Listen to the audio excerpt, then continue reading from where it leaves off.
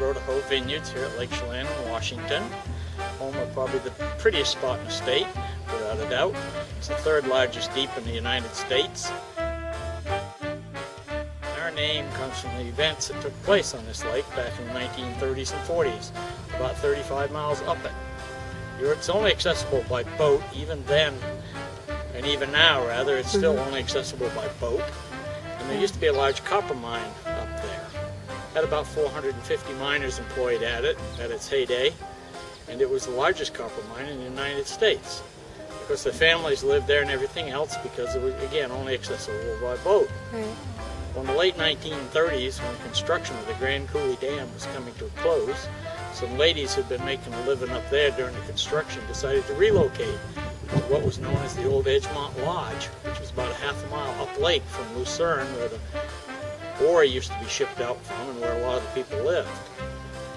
Well, the old hotel had kind of fallen into disrepair probably from the 1920s to the 30s with the Depression and all, but the ladies didn't mind living in it, and they were offering their professional services to the miners. Well, the miners, being public-spirited individuals, wanted to support the new business enterprise. Unfortunately, they didn't have any way to get there because there was no road or trail going up along the lake. And so a guy from Manson, one of the small communities here on the lake, decided to go up and start a rowboat taxi service, ferrying the miners from Lucerne up to Point Lovely, where the lodge was, and back. Hence the hard Row To Hoe as the name.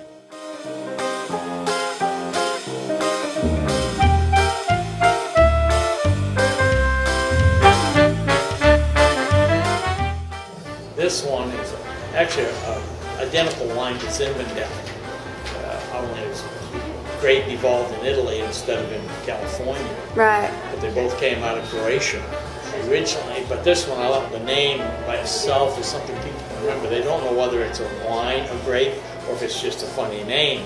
Right. They can remember. It's that Prima stuff. Right, right. Primitivo. Because it is a high alcohol wine, and Zinfandel and Primitivo both tend to be higher in alcohol. Sure. It seems like a lot of the Italian varieties or European varieties do. And so in this case, it's about 15.5%, but it's very well balanced, and so it's a nice, smooth, easy drinking.